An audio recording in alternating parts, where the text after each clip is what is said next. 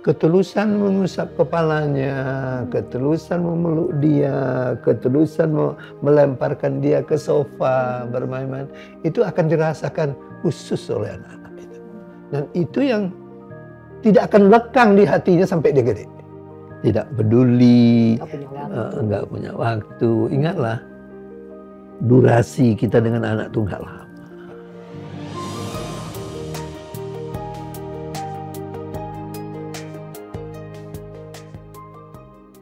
Dan kita masih belajar bersama dengan Ibu Eli Risman, tentunya dengan tamu spesial kita. Siapa lagi kalau bukan Bapak Risman Musa. Ini tadi kan kita sempat bicara di awal, Bapak itu Master of Communication, Ibu Master of Parenting. Anak-anak tiga-tiganya. Saya nggak master in parenting. Itu Oke. dinamain aja. Sama iya. Saya belajar biasa. Masya Allah Ibu. Anak-anak bergerak juga tiga-tiganya di dunia pendidikan psikologi. Tapi ada satu Kak Sarah itu di komunikasi juga. Wina komunikasi. Oh, Kak Wina.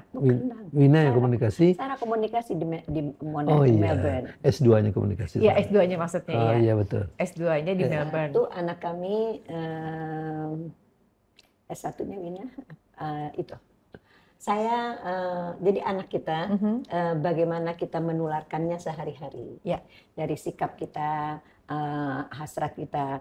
Kami berdua kalau setiap pulang kami bercerita dengan anak kami. Oke. What was happened today, itu judulnya. Yeah. Dan saya selalu duduk, tadi kan Mama lagi mencoba buat film pengganti film-film yang kita tidak pas ya, nggak nyaman di TV. Jadi itu ceritanya disampaikan secara detail gitu ya. Dan bagaimana frustrasinya, susah sekali mendapatkan dana dan mendapatkan sutradara atau orang yang ingin membuat film untuk anak-anak misalnya yang pas lah gitu. Nah, apa yang ditangkap oleh Wina itu adalah dia dan saya selalu bilang ini semua yang sekarang ini nih bikin orang Indonesia lazy mind. Nah itu masuk terus. Jadi dia waktu S1-nya itu anak mama banget. Dia ngambil jurusan audio visual. Kalau ditanya sama orang mau apa, mau jadi apa nantinya, direktur TV. Karena mamanya frustrasi sekali mau pertelevisian waktu itu. Bertahun-tahun dia dengarkan ceritanya. Nah waktu dia S2, itu saya bilang kan tentang lazy mind. Jadi orang jadi malas berpikir.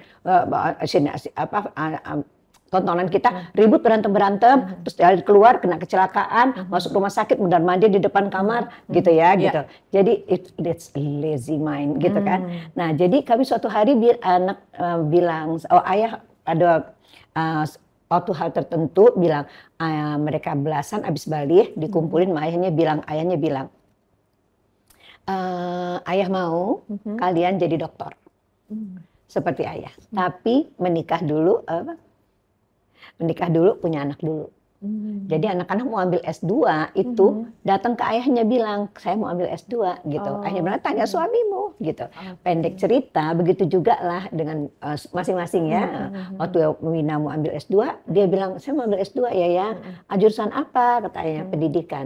Kita pikir pendidikan lah. Jadi kita hadirlah pada saat dia wisuda. Ternyata Department of Education, Faculty of Education, Department of Teaching Thinking. Masya Allah. Kenapa tuh kita datang terus dia kasih saya itunya, ibu nangis, bang teaching thinking bang, gitu kan. Terus yang muncul cuma satu orang dan dalam keadaan hamil, jubahnya jadi ternaik begitu. Ya Allah bang, anak kita rupanya di sini ada jurusan teaching thinking gitu. Terus dia turun dia kasih tuh ijazahnya ke kami, peluk nangis tuh. Because you always said mommy, Masya Allah. Indonesian people lazy mind. Jadi kata-kata itu ternyata shaping their future. Oke. Silakan Pak. Perasaan Bapak gimana waktu itu? Saat itu? Bersyukur ya, itu yang tidak pernah lupa. Apapun jurusannya, apapun keilmuan yang dituntutnya, apalagi itu bisa berdurasi lama. Sekarang tuh kurikulum kita nasional pun harus merujuk teaching thinking. Jadi sesuatu yang diambil karena Allah itu pasti berbuah lama dia. Dan ternyata memang itu sangat dibutuhkan. Dan ya bersyukur saja bahwa alhamdulillah dia mendapatkan sesuatu yang tidak reguler. Ya. Tidak reguler. Ya. Alhamdulillah ala kulli hal. Masya Allah. Masya Allah. Karena kan yang tadi ya sampaikan kan, ada 3 anak wanita gitu ya. Semuanya mengambil pendidikan dunia psikologi. Tapi yang Kasara ini ada komunikasinya. Jadi Si Wina S1-nya komunikasi. Oh, S1-nya kawinnya malah komunikasi. Nah, itu berarti habit orang tua ya, tadi kebersamaan itu ya. Sehingga Kita nggak mengarahkan ya Bang. Dia melihat mungkin ya hari-hari. Kan banyak sekali anak-anak itu langsung tidak langsung mengikuti jejak orang tuanya. Pemain band orang tuanya pasti anak-anaknya jadi pemain band. Ya, kan gitu ya. Pendakwa orang tuanya satu di antara anak-anaknya menjadi dai balik. Mungkin juga dia melihat mamanya sangat sibuk dengan parenting, dia juga mencoba ke dunia itu. Saya pikir di samping di-guide, mereka juga melihat hari-hari apa kegiatan kita untuk itu. Jadi si Silmi ambil psikologi kayak mamanya, si Sarah juga ambil psikologi, kemudian S2-nya ikut ayahnya, si Wina juga S1-nya ikut ayahnya. Jadi barangkali apa yang dilihatnya dari sehari-hari itu akan diterapkan di dalam mengadopsi pendidikan. Tapi uniknya di antara 3 ini kan kalau ia lihat ya mungkin ayah bunda di luar sana juga sudah mulai tahu gitu ya. Kak Wina yang di teaching thinking dan beliau juga fokus di bidang pendidikan, sekarang sedang memegang sekolah juga, yang sekolah di mana dibangun oleh ibu dan bapak juga almarjan ya Pak Bu. Nah, Kak Wina, Kak Sarah itu dunia parenting yang betul-betul membersamai orang tua melalui media online-nya. Kak Silmi ini mental health gitu. Ini kan sebenarnya nggak spesifik sama dengan ibu kan, tapi ibaratnya kalau kami lihat nih di sini itu seperti taman, ada bunga mawar, ada bunga melati. Nah, untuk membuat seperti itu di dalam keluarga, apalagi Bapak sebagai GBHK tadi, penentu gitu, GBHK. penentu GBHK itu gimana tuh Pak untuk penerapannya? Karena tiap anak-anak tuh unik kan Pak. Bersyukur pertama ya. Mereka itu hanya diberikan basic tentang berpikir kreatif dan berdialog. Ini loh dunia yang akan datang tuh begini. Sehingga waktu Silmi mengambil mental health, saya sudah kaget sekali. Ini sudah sekian langkah maju ke depan. Orang demam itu sekarang dia sudah duduk di situ dan nggak terpikir oleh saya dia akan terjun ke situ. Nah, ternyata juga dia alhamdulillah menjadi anggota mental health dunia sudah. Dia udah terdaftar di situ, dia belajar luar biasa. Yang alhamdulillahnya subjek itu akan menjadi terus besar di kemudian hari. Orang merasa sangat penting itu, nggak bisa keluar dari situ. Dalam skala sekecil apapun. Jadi memang mereka bukan dari kami sebenarnya. Generasi milenials ya. Mereka itu mencerna dan melihat dengan basic yang kita berikan dari awal tentang bagaimana melihat alam ini, bagaimana menciptakan suatu kegiatan yang tidak reguler seperti orang lain. Mereka mencari dan menemukan hal-hal yang menurut saya itu alhamdulillah sekali untuk bukan hanya untuk berbeda dari yang lain, tapi bisa menyokong kehidupan dia di sana. Iya. Semua karena Allah. Iya, betul. Ya, kita hanya pelaksana. Ya. Masya Allah. Kita nggak pernah tahu bagaimana Allah mengarahkan mereka. Iya. La haula wala quwata illa billah. Alhamdulillahirabbil alamin. Masya Allah. Tapi untuk mengambil itu ada konsultasi tersendiri kan pasti, karena misalkan Kak Wina saat itu butuh waktunya ayah. Aku mau ngambil ini nih gitu ya. Bilangnya umum. Oh, Iya, pendidikan, komunikasi. Cuma gitu. boleh atau tidak, intinya itu. Cuma menyampaikan, kita bilang terserah, kita dari awal terserah. Tapi kemudian dia yang mengambil minornya, yang dia rahasiakan jadi surprise buat kami. Oke. Jadi itu juga yang ditanamkan kepada anak-anak sehingga mereka bebas untuk memilih kehidupannya mereka gitu. yang pernah kita bahas, BMN, berpikir, memilih dan mengambil keputusan harus dilakukan oleh anak untuk dan atas nama dirinya karena dia bertanggung jawab pada Allahnya. Masya Allah, Itu Masya aja sih. Allah. Karena unik nih Pak, 3 anak perempuan gitu kan. Nah, Ibu juga pernah sampaikan juga nih tentang mencari besan. Karena ini spesial banget ya Bapak ada di sini kan, mencari besan. Ini kan teorinya dari Ibu nih mencari besan. Enggak lah. Oh bukan. Ya maksudnya kita belajar bersama, kita merumuskan bersama. Enggak ibu bapak. Enggak. Ibu Bapak. Bapak soalnya, Ibu kasih contoh ya. Ya, Dia gimana? dapat, misalnya dia mau mau dapat menantu. Beliau kan kerja, terus terang aja ya, di BKKBN yang punya cabang seluruh Indonesia. Ya. Dia telepon. Dia dapat saya. Intinya adalah semua usaha kita yang maksimal itu endingnya itu harus Allah yang memutuskan. Ya. Kalau enggak salah kita dalam bersikap. Kita harus maksimal berusaha dan berdoa. Kemudian the end of that itu Allah. Ya. Begitu. Insya Allah Allah akan memberikan yang terbaik. Misalnya dan fairness di dalam keluarga itu memang harus diciptakan. Misalnya gini. Pada suatu kali si Abid suaminya si Silmi itu datang dari Amerika dengan 30 jam waktu penerbangan. Masya Allah. Datang ke rumah, saya datang mau melamar anak bapak, Silmi. Oke. Kamu siapa? Setelah bertanya macam-macam gitu. Kita interview lah dia. Sembahyang subuh, sembahyang lohor, Quran, segala itu dalam kapasitas begitu rupa. Sehingga saya akan jawab ini besok pagi. Terima lamaranmu atau tidak. Nah, dengan keinginan ada space waktu bertanya sama Silmi. Mi, ayah sih sudah cocok. Dikarenakan Rasulullah mengatakan kalau anakmu dilamar dengan orang yang bagus agamanya, berikan. Karena kalau tidak fitnah akan terjadi. Ya kan? Gimana ya Mi? Oke, kalau gitu ayah jawab iya. Gitu kan? Jawab iya. Di samping itu bersamaan kita akan teliti dia siapa sih anak ini.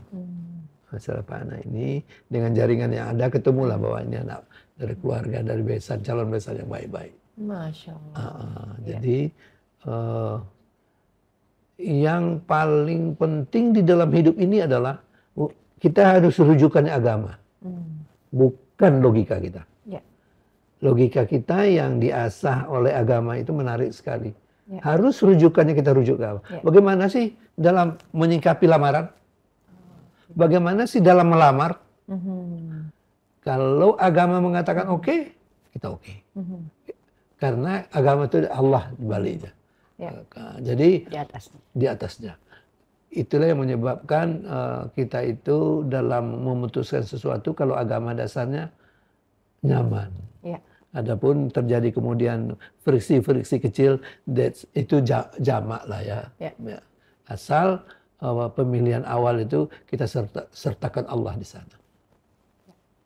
Pak, katanya, karena ia belum pernah merasakan ya Ibu, katanya ketika seorang ayah, ketika melepaskan anak perempuan yang menikah, itu hatinya itu udah seperti, wah udah nggak bisa diungkapkan dengan kata-kata. Karena biasanya bapak itu lebih mellow dibanding ibu pada saat melepaskan. Nah kalau mendengar cerita bapak yang Masya Allah banget, ini penuh hikmah ya Pak buat kita semua, para orang tua. Bapak melepas satu-satu anak perempuan Bapak kepada laki-laki yang nanti akan membawanya, itu bagaimana Pak? Dengan filtering yang telah kita tentukan awal, kita nggak khawatir. Dan di samping itu juga kembali lagi agama mengatakan setelah kamu besarkan anakmu secara baik dan kamu serahkan ke tangan orang yang telah kamu percaya, ya insya Allah dia akan oke. Jadi kita harus percaya juga dia di tangan yang baik. Dan setelah kita bekali dia dengan yang baik untuk ku terima nikahnya, kata si cowok itu, maka beralihlah fungsi dan statusnya menjadi milik suaminya, dan itu sudah dunia yang berbeda dengan kita. Tidak bisa kita masuki lagi dalam arti yang formal sekali. Oke.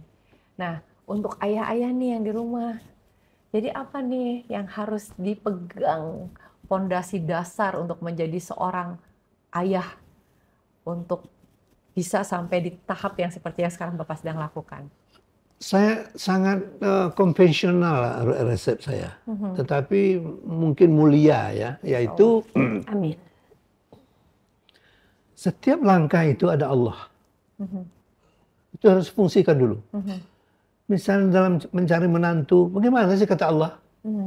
Bagaimana kata Rasulnya? Ya. Nah kemudian kita adjust dengan kehidupan sekarang. Tapi the basic rule is Allah rule. Kalau itu terjadi macam-macam selama kita konsisten memegang apa kata Allah, kita gak kecewa. Ada maksud Allah di sana. Sertakanlah Allah dalam setiap langkah kita. Itu yang menyebabkan kita jadi pasrahnya enak. Ikhlasnya itu tidak dibuat-buat.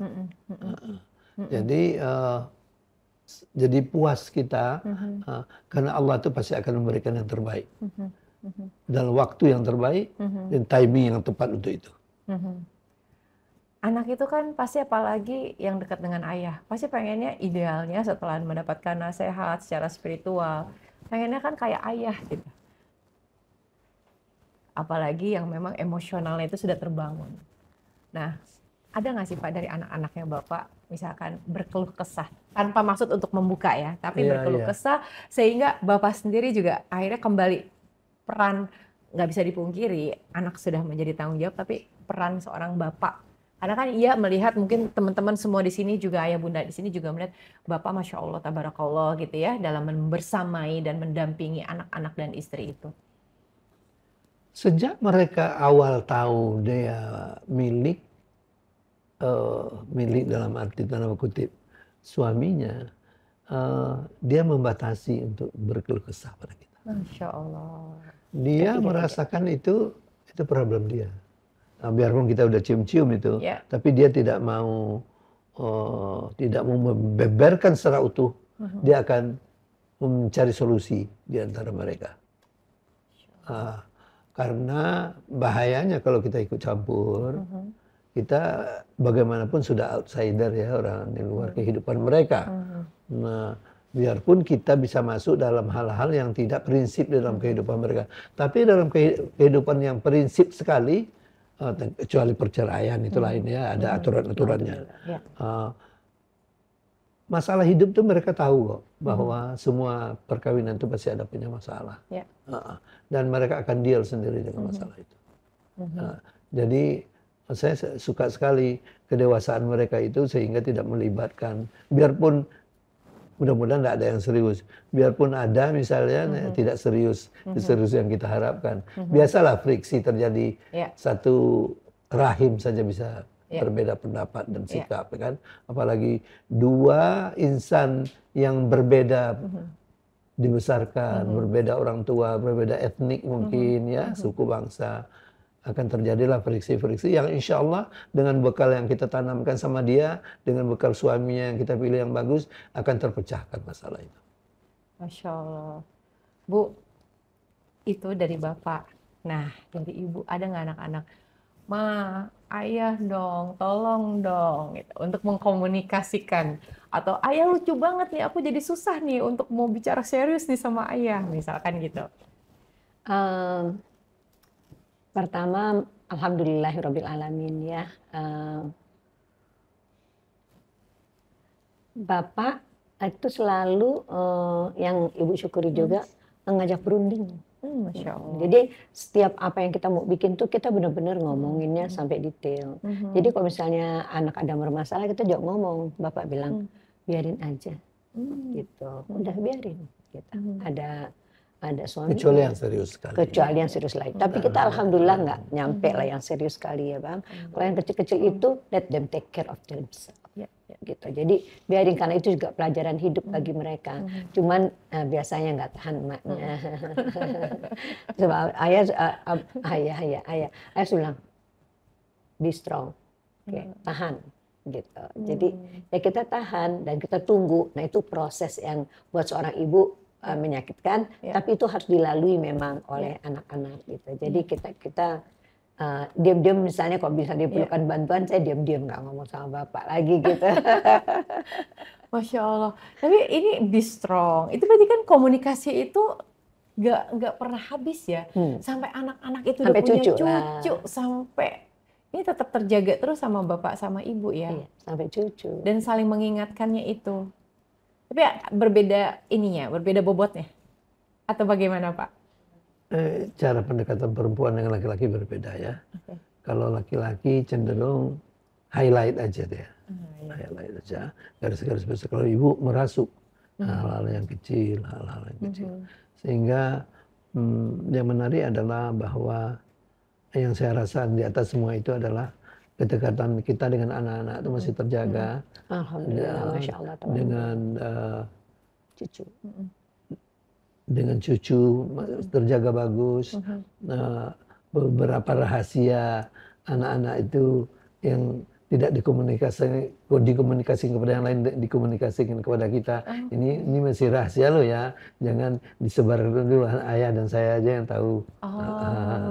Jadi ini aku sama nenek aja ya. Gitu. Aku nanti kalau misalnya ketemu nenek lagi, aku masih ada yang mau dibicarakan ya. Dan itu kan berartinya ada komunikasi itu terhadap orang tuanya mereka ini kan di awal-awalnya itu. Jadi mereka pun ke cucunya begitu juga ya. Sama ya. Alhamdulillah.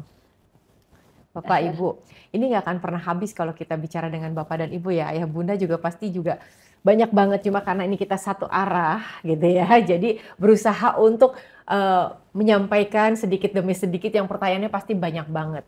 Tetap biar bagaimanapun juga peran ayah dan ibu itu harus ada bagian-bagiannya. Apalagi ayah lebih banyak di luar.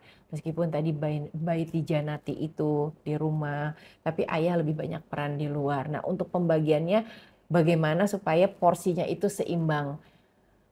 Ini bagian aku ya. Diseimbangkan. Kalau seimbang nggak mungkin. Nggak mungkin kalau seimbang. Karena kan kita lebih banyak di luar, kan? Misalnya seperti ayah-ayah. Tapi itu dibayar dengan quality time. Bapak quality time itu tadi, yang walaupun pendek, bercanda, cerita. Bapak benar-benar tinggalin semuanya itu. Jadi anak-anak cuma tahu ini ayahnya yang tempat ya bercerita itu. Sebab itu benar-benar pendek sih ya, SMP dong kita ya nggak perlu lagi ya. SMP udah enggak. Jadi TK ke SD itu manfaatin seoptimal mungkin. Nah, itu udah di akhir-akhir SD udah enggak juga. Pokoknya menjelang balik tuh udah enggak. Jadi fondasi itu mutlak perlu ya. Fondasi seperti Cucunda nggak terasa waktu berlari dengan cepat. 2 tahun lagi itu. Waktu berlari dengan cepat dan akan mengatakan goodbye untuk kita. Ya. Dari itu memang setiap detik harus memanfaatkan bahwa amanah Allah ini harus kita jaga dan maksimal sebaik-baiknya. Karena Allah mempercayakan di tangan kita lah untuk masa depan dia. Jadi basic atau dasar-dasar kehidupan itu memang dari mulut kita. Dari ujung tangan kita yang mengelus kepalanya, di dalam ujung mulut kita, dalam getaran hati kita untuk masuk mengetuk pintu hatinya. Kalau tidak akan besar seperti anak-anak lain yang tidak ada sentuhan agama, kasih sayang kepada mereka. Ada deep talk nggak Pak sama anak-anak? Apa Pak? Ada deep talk. Oh iya, saya sampai sekarang. Sampai sekarang? Bercerita yang kadang-kadang mamanya nggak tahu. Bercerita yang tentang kehidupan ya.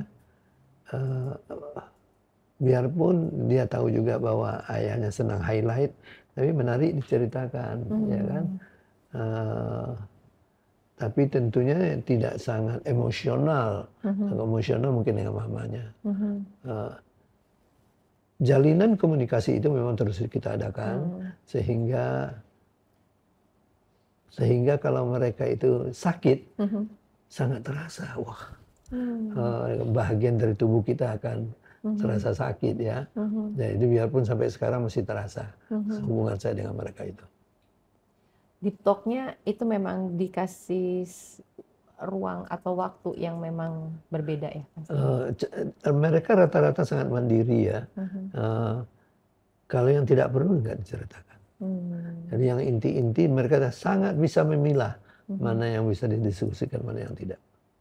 Saya kan biarpun by feeling kita tahu ini ada yang disembunyikan nih. Tapi kita nggak mau kejar itu. Karena privasi dia, biarlah dia menjaga privasi itu dengan baik. Masya Allah Pak. Terakhir ya Pak ya Ibu. Sekarang ini tuh program-program atau komunitas-komunitas kita untuk belajar ilmu parenting itu sangat luas sekali.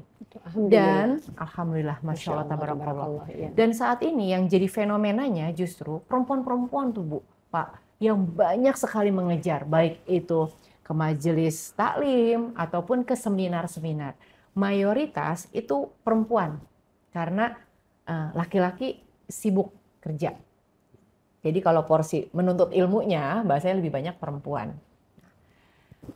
Bagaimana caranya seorang istri ini menyampaikan kepada suaminya? Bunda-bunda di sana udah ketawa nih. Ini Teh Iya lagi menyampaikan curhatannya. Pengen nyampein nih ke suaminya gitu. Bahwa tadi aku dapat ilmu parenting, katakanlah ya. Nah, supaya menginikan komunikasi ya Pak ya. Nah ini penting banget buat kita nih, ibu-ibu atau istri-istri atau calon ibu. Bagaimana mengkomunikasikan kepada pasangan kita karena kita mendapatkan ilmu nih. Nah, untuk di porsi suami atau ayah, itu bagaimana cara menyampaikannya, Pak? Dari sisi ayah,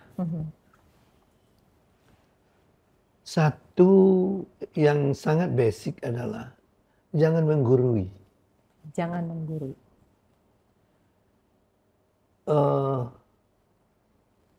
Sharing bukan teaching. Oke. Sehingga kalimat-kalimatnya juga dipilih. Mas, misal ada pembicara tadi baik sekali, rasanya bagus kalau kita terapkan di rumah. Bukan begini loh mendidik anak, kata sepolan. Salah, abang itu salah, mas itu salah, akang itu nggak benar. Jadi itu yang harus kita hindari. Menggurui itu menyakitkan. Sekecil apapun income suami, serendah apapun pendidikan dia, jangan dianggap dia rendah. Itu menjadi barrier komunikasi yang luar biasa. Di muka kita diiyakan, tapi dia nggak laksanakan. Nah, jadi derive berasal dari respect. Respect itu mutlak. Ada seorang guru besar yang kaya, perempuan. Suaminya biasa aja. Kakinya, perlah kakinya itu melangkah ke rumahnya. Atribut kebesaran dia itu dia letakkan sama. Dia adalah istri dan ibu dari anak-anak. Ini nggak mudah memang. Tetapi jangan kita merasa dengan pola komunikasi yang kita adakan itu berhasil. Karena kita katakan yang benar. Tidak. Yang benar harus bijak. Sehingga, Masya Allah. Sehingga waktu Allah memerintahkan Musa berkata sama Fir'aun. Wah, ini dahsyat sekali nih. Wa qulu lahum qawlan layyinan. Hai Musa, kamu bicara dengan Fir'aun yang luar biasa jahatnya sekarang. Dia sudah mengaku Tuhan. Kamu pergilah saja. Tapi berbicara dengan bayang santun. Qaulan layyinan. Dahsyat sekali formulasi komunikasi dalam Islam itu. Kepada musuh Allah saja. Yang Allah menciptakan sifat Fir'aun sampai sekarang itu luar biasa azabnya. Diperintahkan Musa, diterangkan dalam ayat qaulan layyinan ya Musa, jangan kamu hardik dia. Itu bekas bapak angkatmu. Macam-macam lah orang menafsirkan. Tapi qaulan layyinan, yang santun, yang kata-kata yang sopan, yang meresap di hatinya. patah lagi pada pasangan hidup. Ya, ya. Banyak sekali formula dalam Al-Quran itu bagaimana berkomunikasi. Di dalam ilmu modern, ilmu komunikasi modern yang kita anut sekarang itu, dikatakan berkomunikasi itu harus mendengarkan. Mendengarkan itu di dalam teori Islam itu dahsyat sekali. Kalau kita kupas bagaimana mendengarkan di dalam Islam, itu nggak ada apa-apa teori itu. Apa arti qaulan maisura? Itu dahsyat sekali. Qaulan baligha, itu semuanya diterapkan di dalam ilmu komunikasi modern yang mengesankan, bukan hanya mengesankan, yang sampai ke hulu hati dia. Itu qaulan baligha itu. Itu teori-teori komunikasi membahasnya nggak sedalam apa yang artinya qaulan baligha, qaulan layyinan, qaulan maisura. Itu dahsyat sekali, Mbak. Dahsyat sekali. Maka dengan demikian untuk komunikasi suami istri ini yang tadi itu memang jangan menggurui awalnya. Yang kedua, hargai dia sebagai kepala rumah tanggamu, sebagai imammu. Maka sesuaikanlah kepintaranmu itu dengan level menurut kamu pada dia itu. Jadi kalau kita tidak mau menanggalkan hal-hal yang kira-kira kurang efektif dalam berkomunikasi, tidak akan tercipta komunikasi itu sampai kapanpun. Pesanmu kedengaran tapi nggak sampai. Ya.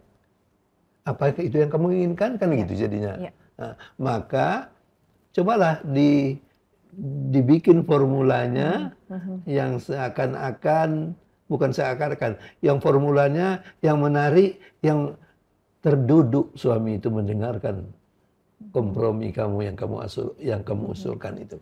Nah, ini memang nggak gampang. Di tengah hiruk pikuk kehidupan modern sekarang ini, bahwa suami istri itu harus bersikap demikian. Tetapi kalau niat insunnya ingin menyelaraskan rumah tangga, itu akan tercapai dengan baik, insya Allah. Masya Allah. Amin. Amin ya Allah. Dan itu pun termasuk mengajak ya Pak. Kan kalau di ilmunya ibu itu kita belajar parenting itu kan harus berdua, suami dan istri. Jadi tidak hanya menyampaikan, tadi Bapak sudah sampaikan bagaimana kita seorang istri beradab kepada suami, mengajaknya pun demikian. Sehingga kita bisa duduk bareng-bareng, belajar bareng-bareng, begitu ya Pak ya? Iya. Supaya efektif ya. Kan di dalam teori komunikasi itu how to do effective communication itu ada kan. Antara itulah kita dengarkan, kita sampaikan dengan bijak sesuai dengan level dia, sesuai dengan keinginan dia. Itu tidak kalah kok, tidak harus mengalah kok, tapi demi banyak sekali pesan yang sampai tapi tidak masuk, tidak. Sehingga di 10 tahun terakhir di John Hopkins University itu ada divisi komunikasi bagus sekali. Dia komunikasinya bukan just to deliver the message, bukan hanya untuk pesan itu sampai, tapi bagaimana pesan itu bisa merubah orang sesuai dengan keinginan kita. Nah, jadi sudah satu step lebih jauh. Bagaimana berkomunikasi itu dia bisa menerima pesan yang kita ajuk. Bukan hanya menerima that's it, enggak. Menerima dan merubah sikapnya sesuai dengan pesan yang kita sampaikan. Itu sudah lama. Tapi kalau itu tidak kita terapkan, kita gagal dalam berkomunikasi. Oke, jadi parameternya itu ya. Change behavior. Change behavior ya. Jadi kalau kita sampaikan ternyata tidak ada perubahan, berarti kitanya yang salah nih cara berkomunikasinya. Di dalam komunikasi dikatakan, kalau orang nggak ngerti apa yang kamu katakan, jangan salahkan orang, salahkan dirimu. Iya, betul. Ya, kan gitu, itu teori dasar komunikasi. Kenapa orang nggak menerima, salahkan dirimu. Jadi kita bisa menelisik lagi di mana sih, variabel apa sih yang nggak pas ini misalnya kan. Jadi komunikasi itu begitu. Basic komunikasi yang sekian puluh tahun dulu yang saya baca-baca. That's why ya Bunda, kenapa ya Bapak, semua anak-anak ibu di luar sana yang ngikut kita nih ya belajar di Grow as a Parents Eli Risma semua bilang, Ibu Masya Allah sampai ke hati karena ada sosok suami yang Masya Allah tabarakallah Dari luar mana biasa. saya belajar. Dari mana belajar menyampaikan ilmu yang ibu miliki. Dan yang mengendalikan dan mengontrol juga. Masya Allah. Jadi ayah mau punya istri hebat, ayahnya juga harus hebat ya Pak. Nggak boleh lihat kamera kalau kayak gitu. Gitu Pak. Saya hanya orang kampung ya. Masya Allah. Orang kampung yang dititipin ilmu sedikit sekali. Apa namanya, nggak ada apa-apanya kita. Nggak ada apa-apanya kita. Kita berkontribusi maksimal apa yang kita miliki, itu pun terasa jauh sekali daripada tuntutan yang seharusnya kita berikan. Masya Allah. Bapak, terima kasih atas kehadirannya, keluangan waktunya. Terima kasih juga sama Ibu. Sama-sama. Yang dengan mengkomunikasikan dengan Bapak, Bapak hadir di sini untuk ayah bunda di rumah. Ini luar biasa. Bentuk komunikasi yang cantik, yang indah, sehingga Bapak meluangkan waktu di sini, gitu kan ya Bu ya? Masya Allah. Amin. Nanti kita akan sharing lagi ya Bapak, kita akan belajar lagi. Udah habis kan? Udah habis waktunya nih ya? Sebenarnya waktunya nggak akan pernah habis Pak. Kalau buat kita belajar nggak akan pernah ada namanya habis waktu. Tapi mungkin Bapak kita beristirahat dulu ya Pak ya. Nanti kita akan lanjutkan lagi. Kapan-kapan. Kita akan lanjutkan lagi kapan-kapan. Nggak mau kapan-kapan apa ya? Masya Allah. Bapak sekali lagi terima kasih ya Pak atas waktunya, atas ilmunya. Semoga ayah dan bunda juga mendapatkan ilmu yang bermanfaat dari apa yang Bapak sampaikan dan Ibu sampaikan tentunya di setiap pekannya. Dan yang pasti tadi kita harus change ya Bu ya, harus berubah. Ini nikmat ilmu, kalau kita nggak berubah tuh sayang banget. Karena akhirnya kita akan mempertanggungjawabkan ya Pak, Bu, di hadapan Allah. Masya Allah, tabarakallah. Ayah dan bunda, kita akan lanjutkan materi-materi berikutnya yang pastinya penuh dengan inspiratif, penuh hikmah dan edukatif, di mana lagi kalau bukan di program kesayangan kita semua, di Grow as a Parents with Eli Risman. Yulia Rahman pamit undur, kita ketemu lagi di episode berikutnya. Assalamualaikum warahmatullahi wabarakatuh.